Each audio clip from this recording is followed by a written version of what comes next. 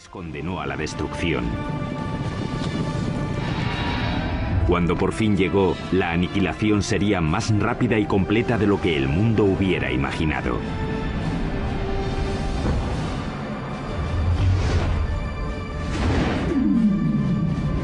La construcción de un imperio, los aztecas. 1325 después de Cristo, centro de México, cerca de la Ciudad de México actual. Una chica joven, una adolescente, celebra su inminente boda. Es la hija de un rey tribal y está a punto de unirse a una tribu nueva que ha sido invitada a su reino. La tribu es conocida ahora como los aztecas. Como parte del ritual, 5 nobles aztecas la llevan a un antiguo templo para la ceremonia. Pero cuando llegaron arriba, los nobles la apartaron del altar y la pusieron sobre una losa que había ante el templo que se usaba para los sacrificios. Le sujetaron los pies y las manos mientras el 5.º hombre levantaba un cuchillo de obsidiana en el aire. Con un movimiento rápido le abrió el pecho y extrajo el corazón que aún latía.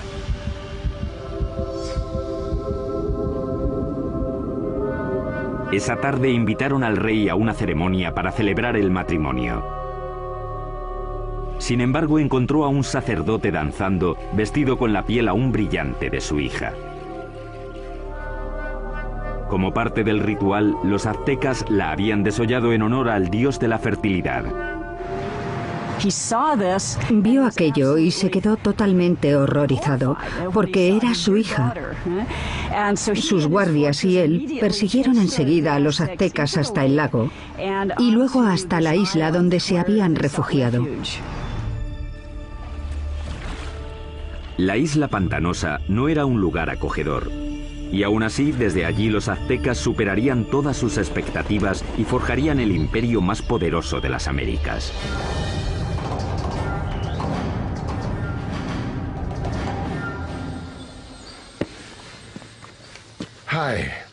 Hola, soy Peter Weller. Cuando pienso en los aztecas, pienso en gente elegante con unos bonitos adornos en el cuerpo y el pelo. Y pienso en una canción de Neil Young sobre Moctezuma y Cortés. Pero también pienso en cuchillos de obsidiana abriendo cavidades pectorales y en manos sacando corazones sangrantes y mostrándolos en alto.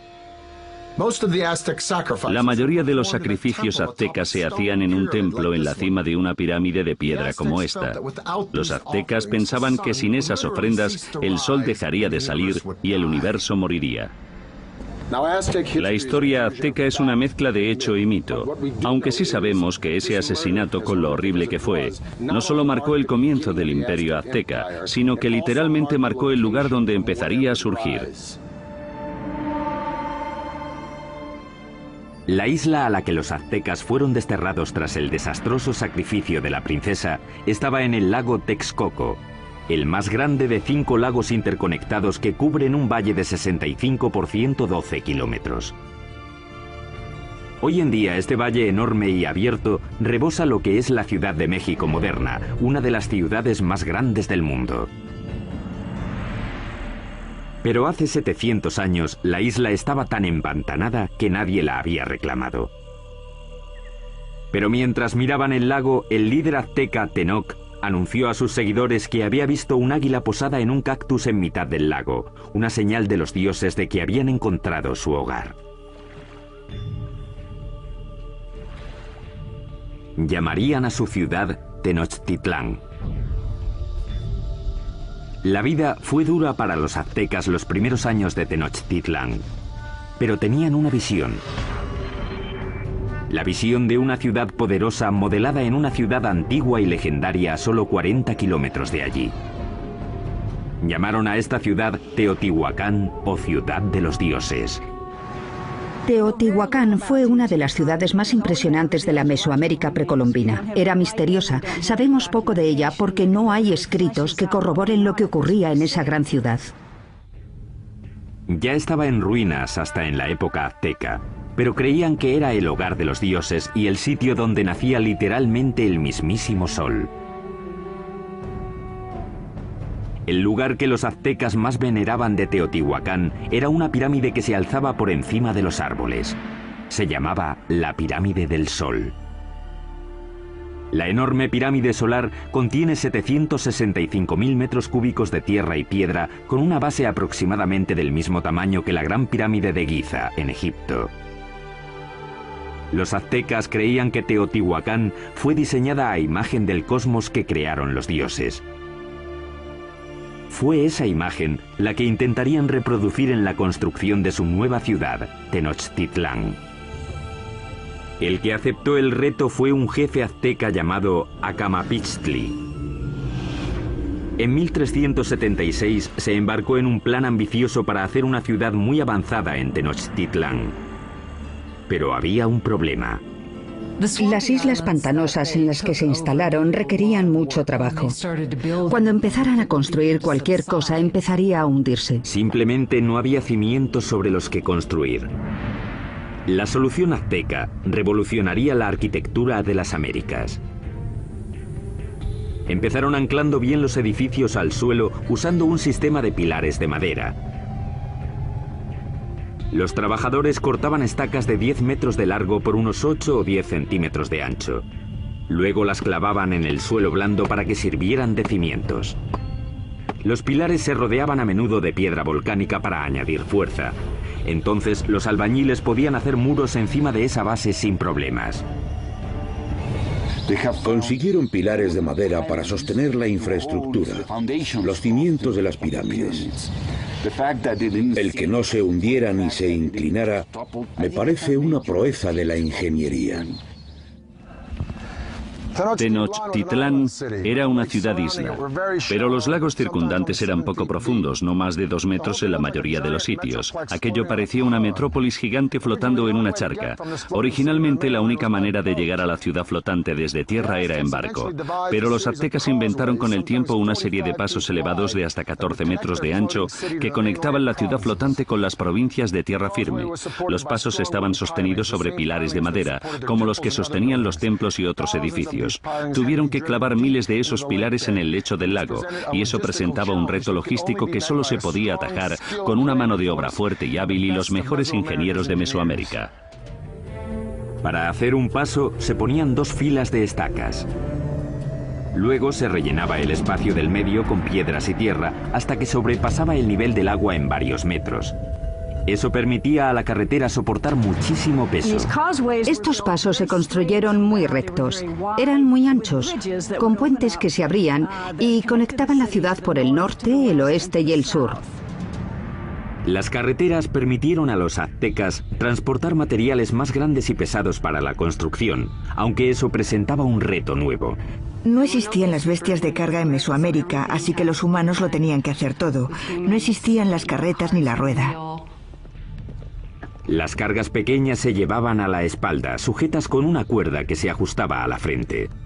Los objetos grandes, como los bloques de piedra o las esculturas de los templos, los arrastraban con cuerdas una gran cantidad de hombres, posiblemente usando troncos como rodamientos.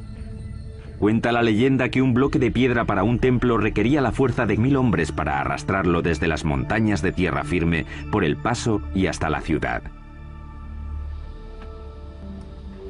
Los pasos también ofrecieron a los aztecas una nueva forma de introducir agua potable en Tenochtitlán. Anteriormente, los aztecas transportaban el agua en canoas desde la orilla. Pero el gran crecimiento de la población les obligó a obtener una solución más avanzada para cubrir la demanda.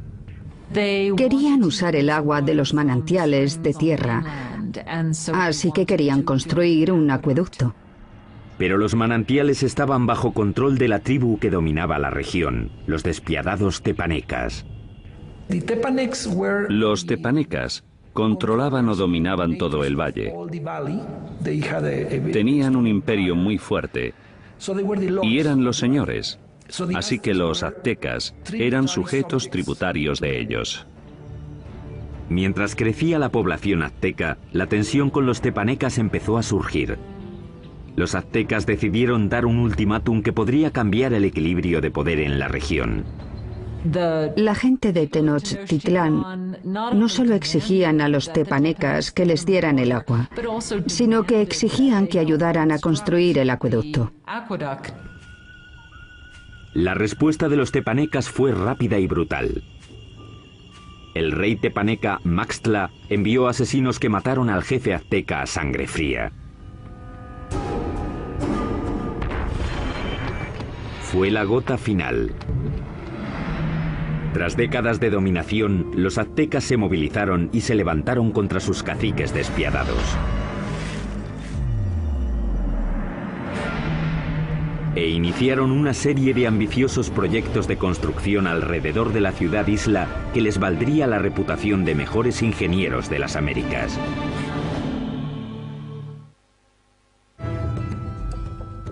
Corría el 1428 y los aztecas habían declarado la guerra a sus caciques, una tribu llamada tepanecas. Pero para ganar a los tepanecas necesitarían una ayudita de sus vecinos. Los aztecas acudieron a la cercana ciudad-estado de Texcoco. Allí un jefe decisivo estaba ascendiendo. Se llamaba Nezahualcóyotl, y su liderazgo dominante sería crucial en la creación del imperio azteca. Con Nezahualcóyotl de su parte, los dominados aztecas se lanzaron a la yugular. Lanzaron un ataque total contra la capital tepaneca. Tras un sitio de más de 100 días, rompieron las defensas tepanecas y masacraron a sus opresores. Después de capturar al rey tepaneca Maxtla, el propio rey Nezahualcóyotl le arrancó el corazón y echó su sangre a las aguas del lago Texcoco. De repente las tornas habían cambiado. Ese es el preciso momento del comienzo del imperio, y los aztecas se convirtieron en líderes del Valle de México. Tras conquistar el Valle de México, los aztecas pudieron centrar su atención en llevar agua potable a su ciudad creciente. Notablemente, los aztecas diseñaron y construyeron por su parte algo que solo unos pocos imperios dominarían: el acueducto. El acueducto tenía 2 canales, cada uno de 1,20 m de alto por 1 de ancho. Uno se mantenía limpio mientras el otro servía para que no se interrumpiera nunca el flujo de agua. El acueducto de 2 tubos recorría 5 kilómetros desde tierra firme hasta el centro de la ciudad-isla. En la ciudad, el agua llegaba hasta fuentes públicas y embalses y se distribuía al público en grandes jarras de barro o mediante canoas. En comparación con los europeos, los aztecas eran muy limpios. Sabemos que el emperador azteca se bañaba 2 veces al día. Así que en términos de higiene los aztecas estaban mucho más avanzados que los europeos. Mientras los nobles aztecas se bañaban en lujo, en esa época en Europa la peste, provocada por las condiciones insalubres, mataba a millones. El baño del rey Nezahualcóyotl era uno de los más especiales de las Américas. Lo alimentaba un sofisticado acueducto que también llevaba agua corriente a los terrenos de su palacio. Detrás de mí está la colina de Tezcocinco, y en ella, Nezahualcóyotl construyó un fantástico palacio de recreo. Alrededor del palacio había un jardín botánico con todas las flores exóticas de Mesoamérica. Nezahualcóyotl trajo el agua desde las montañas de Sierra Nevada hasta aquí, pasando por las colinas y su palacio, solo para regar las plantas. Para instalar aquí un acueducto, Nezahualcóyotl tuvo que llenar un enorme barranco que había entre Tezcocinco y la siguiente colina. Cuando el agua llegaba a la primera colina, se almacenaba en pequeños remansos construidos para controlar la velocidad del flujo antes de que llegara al acueducto. Tras cruzar el acueducto, el agua corría por un circuito alrededor de la colina de Tezcocinco, desbordándose por los laterales en cascadas para regar los jardines. Acababa en una piscina de roca tallada perfectamente redonda llamada la Bañera del Rey.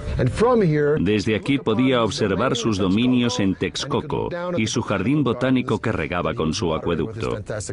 Ciertamente es una bañera para un rey.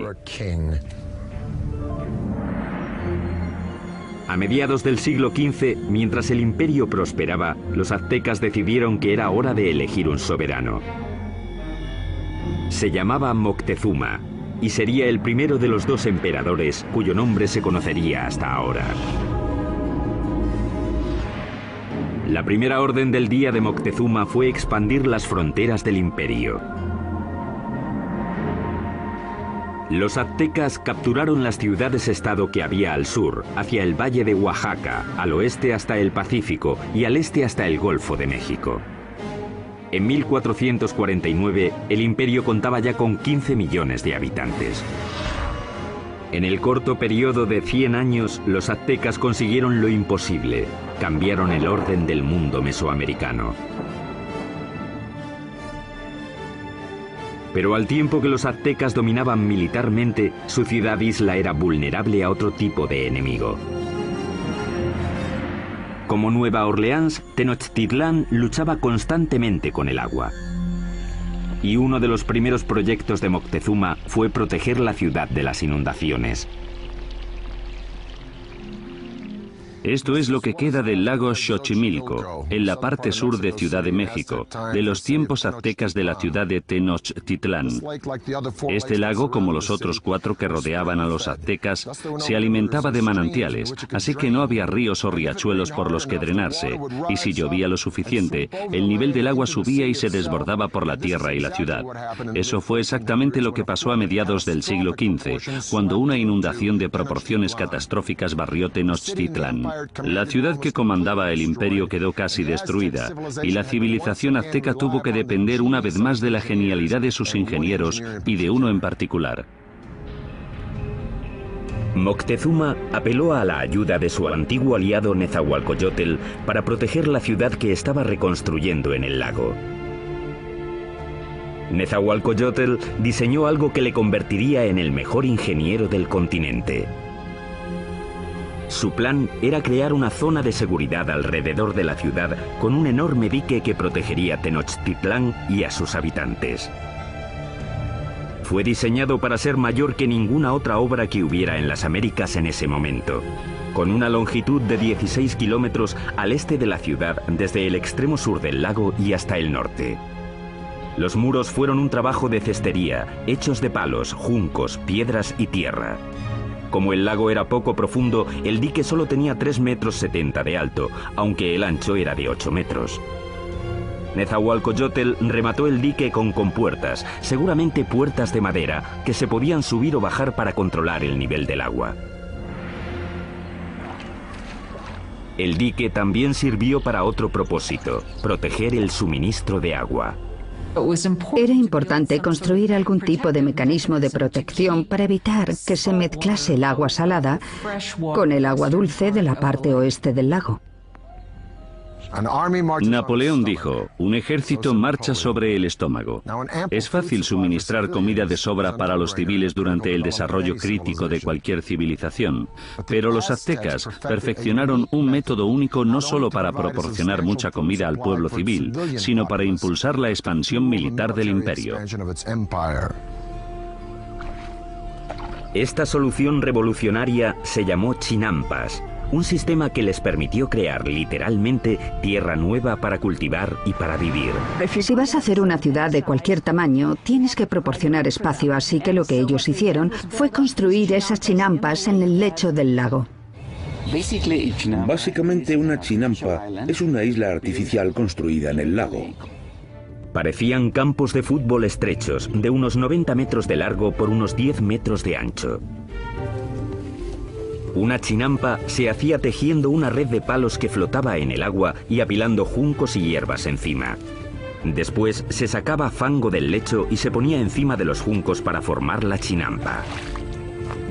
Entre 4 y 6 hombres tardaban 8 días en construir una chinampa media. Estaban conectadas a la ciudad por canales navegables gigantescos que miles de hombres tardaban meses en hacer.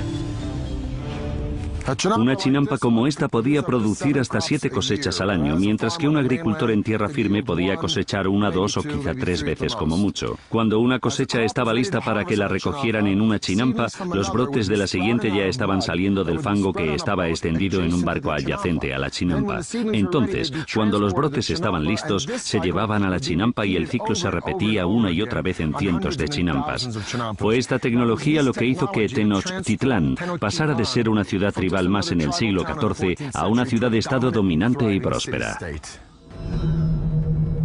Con la infraestructura de la ciudad lista y enormes tierras bajo su control, los aztecas extendieron las fronteras de su imperio más que nunca. Crearon una red de carreteras muy extensa, superautopistas aztecas. Pero al tiempo que el imperio crecía, también lo hizo la práctica de sacrificios humanos. Muy pronto ríos de sangre corrían por las calles de Tenochtitlán.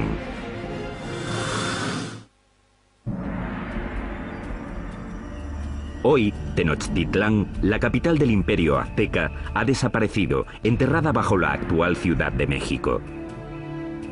Pero hace 700 años era una capital brillante en ascenso, construida por ingenieros avanzados y liderada por emperadores exuberantes. A finales del siglo XV, la demografía azteca había explotado. Su siguiente gran emperador lanzaría una serie de conquistas que competirían con cualquiera de la historia.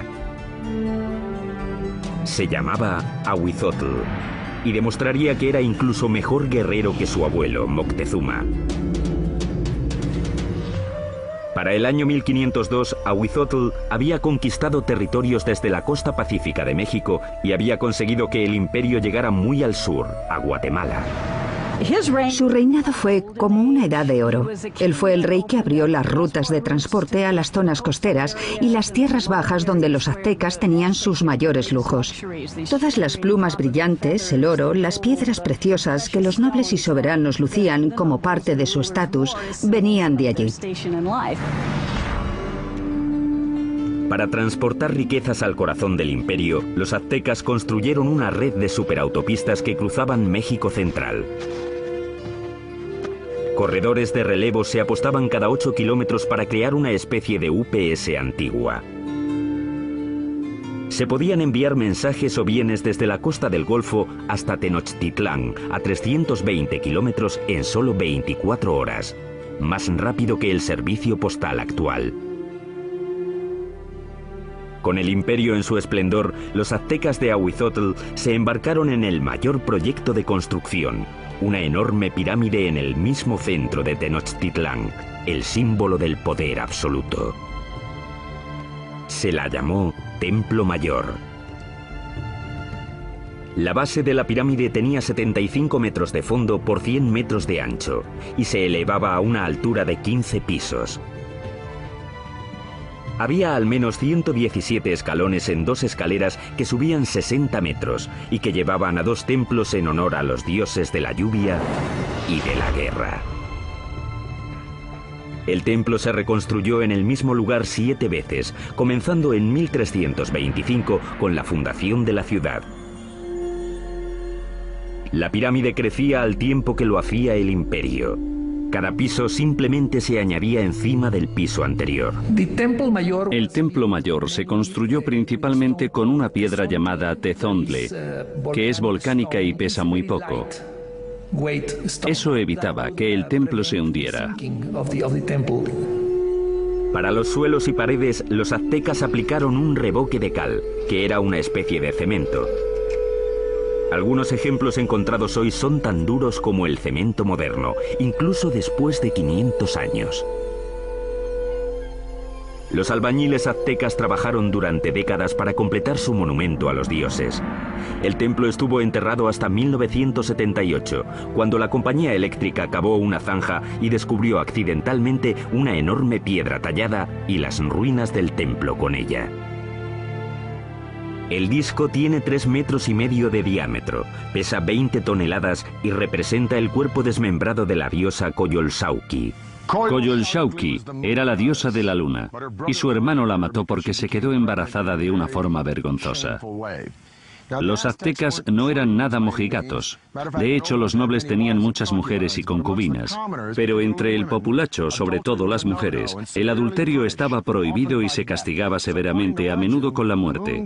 Según la leyenda, el hermano de la diosa de la luna le cortó la cabeza y tras decapitarla tiró el cuerpo por una colina.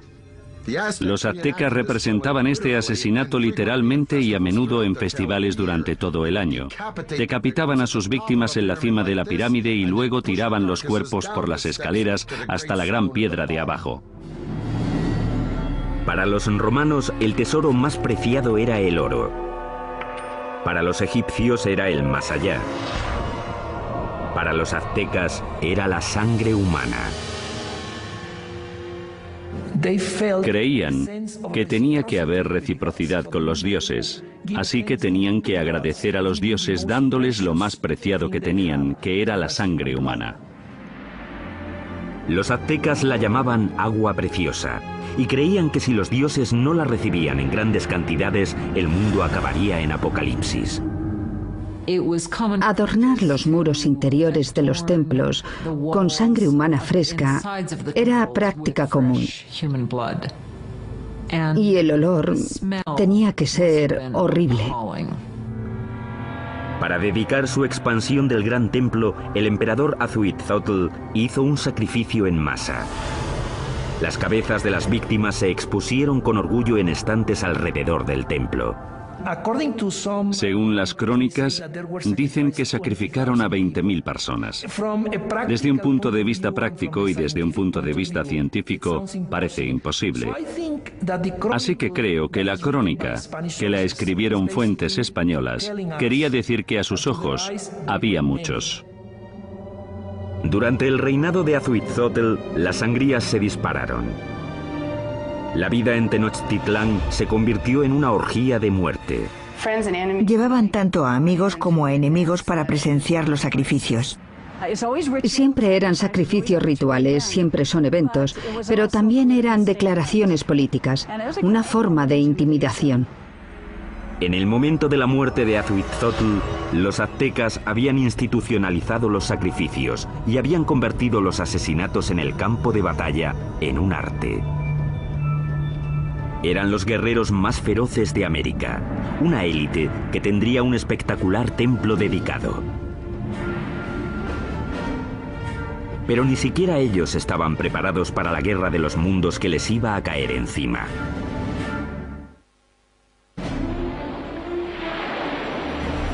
Corría el año 1502. Azhuitzotl, emperador de los aztecas, muere. Moctezuma II, un ex sacerdote de 34 años, sube al poder. A un mundo de distancia, en España, un notario de 18 años llamado Hernán Cortés se prepara para cruzar el Atlántico para unirse a la conquista que su país está haciendo del Nuevo Mundo.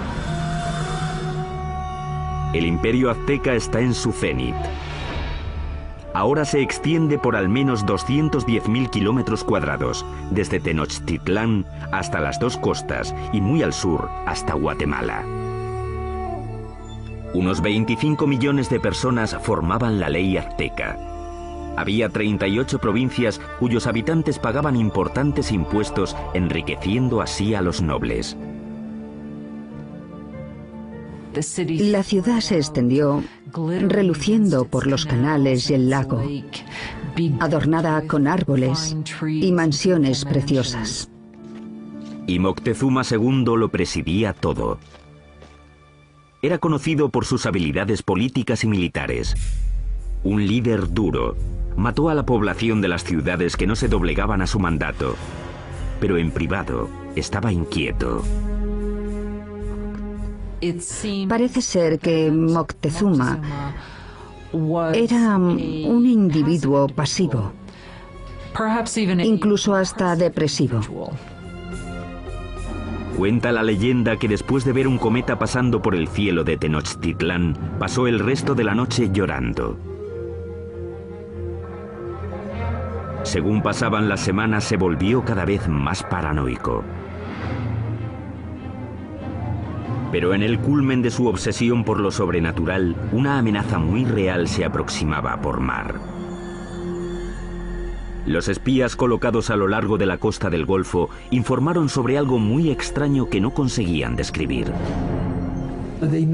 No habían visto un barco en su vida, así que no tenían una palabra para describirlo. Por eso los indios se refirieron a los barcos como montañas que se mueven por el agua. En 1519, tras navegar desde Cuba, Cortés llegó con 11 de aquellas montañas flotantes y 500 hombres al Golfo de México, 320 kilómetros al sureste de Tenochtitlán.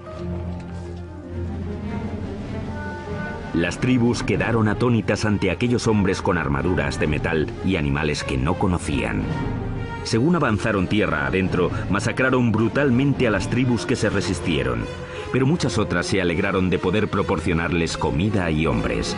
Una de las formas que uno de los jefes locales de la costa del Golfo utilizó para agradar a Cortés y su compañía fue con un grupo de mujeres que no solo estaban allí para las labores caseras, sino también, claramente, para hacer de cortesanas, para proporcionarles servicios sexuales. Pero entre las concubinas, una en particular llamó la atención de Cortés. Era la hija de un jefe que había sido vendida como esclava y se llamaba La Malinche. Desarrollaron una relación íntima y con el tiempo ella le dio un hijo.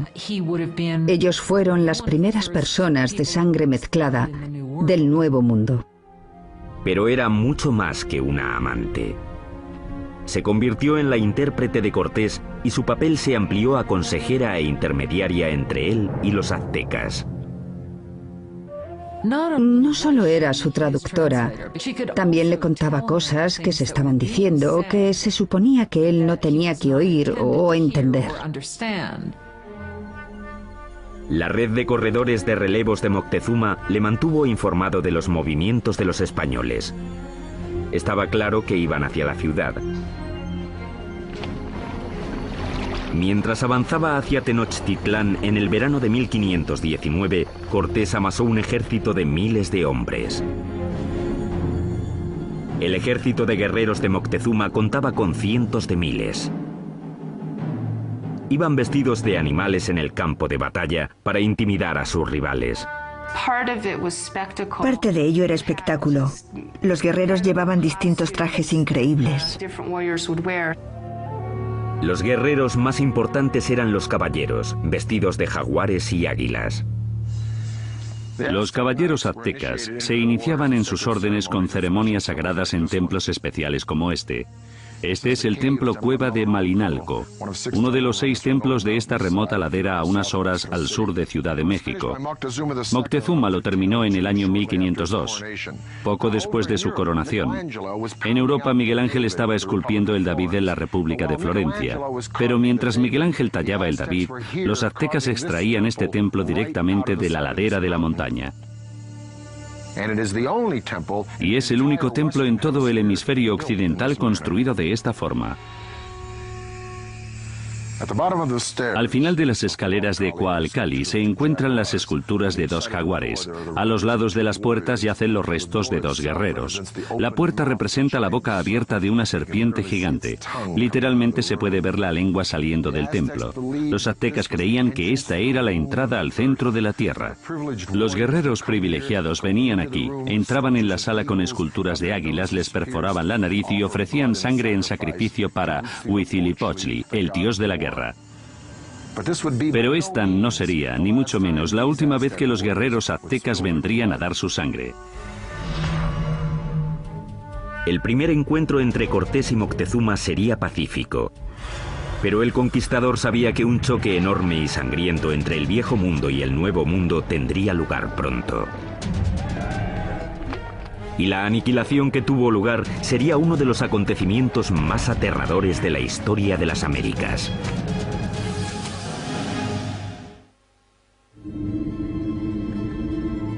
Otoño de 1519. El conquistador español Hernán Cortés ha llegado por fin a la brillante capital azteca de la que tanto ha oído hablar, Tenochtitlán. Cuando los españoles vieron por primera vez Tenochtitlán, debieron pensar que era una visión, que estaban entrando en alguna especie de sueño. Una enorme fuerza de guerreros nativos aliados contra los aztecas le acompaña mientras avanza por el paso principal hacia la ciudad.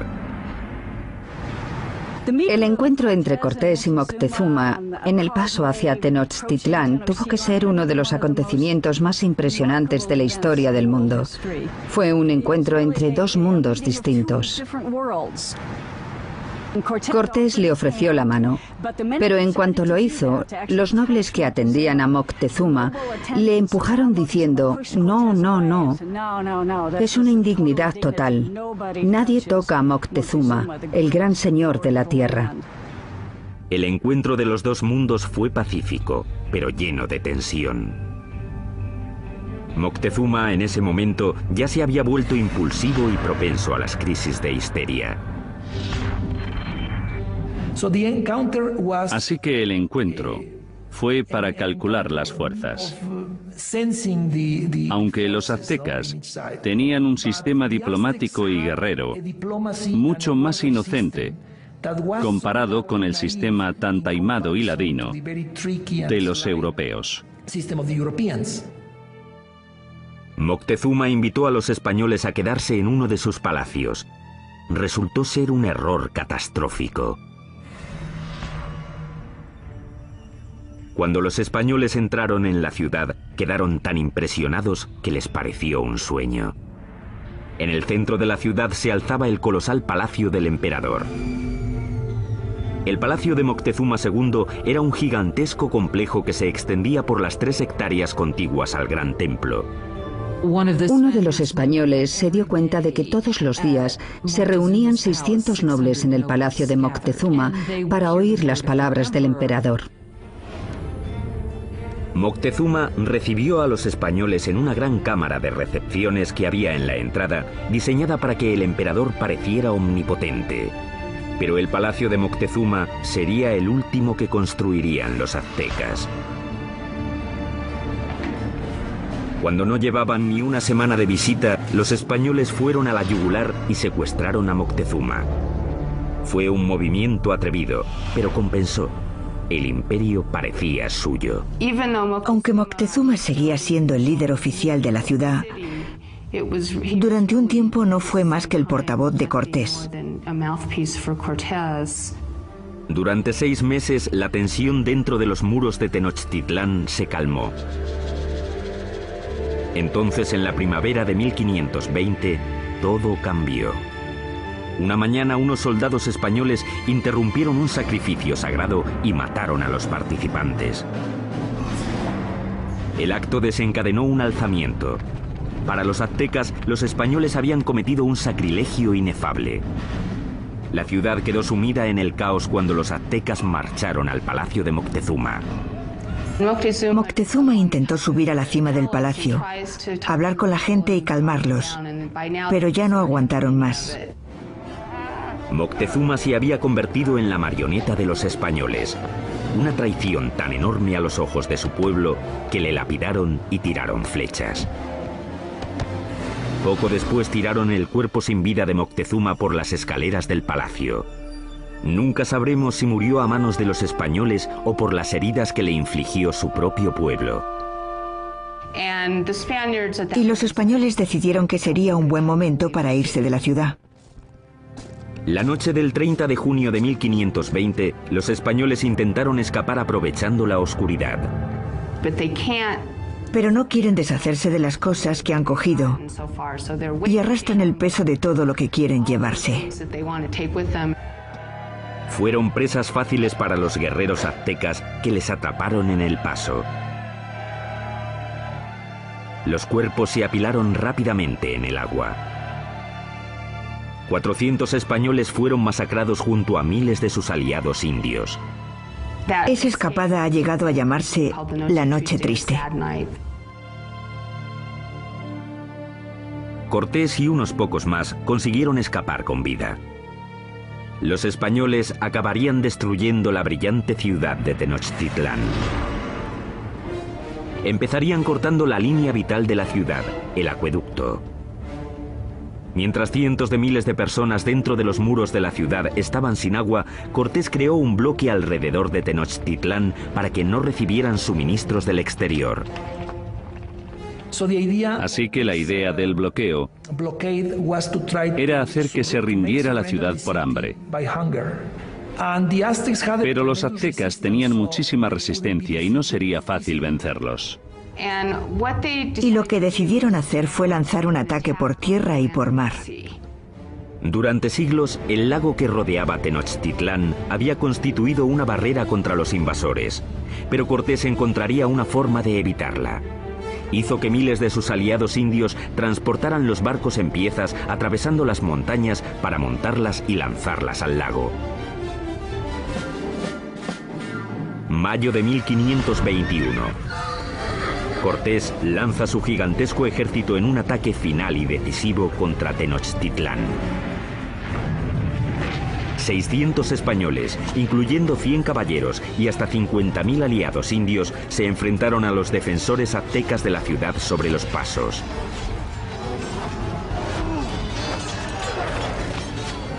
La lucha brutal siguió durante meses. Día a día, Cortés arrasó la ciudad piedra por piedra. Él y sus aliados indios fueron despiadados en el asesinato sistemático de la población. Fue una batalla muy dura, sobre todo en la ciudad. La última batalla de los aztecas fue en el gran templo de Tlatelolco.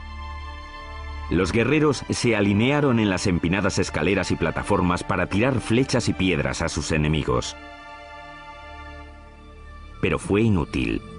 El 13 de agosto, el último líder azteca, Cuauhtémoc, fue capturado y se rindió ante Cortés. Y eso solo fue el principio. 20 millones morirían de las enfermedades traídas por los españoles. A finales del siglo XVI se calcula que se había reducido la población nativa en cerca de un 90%.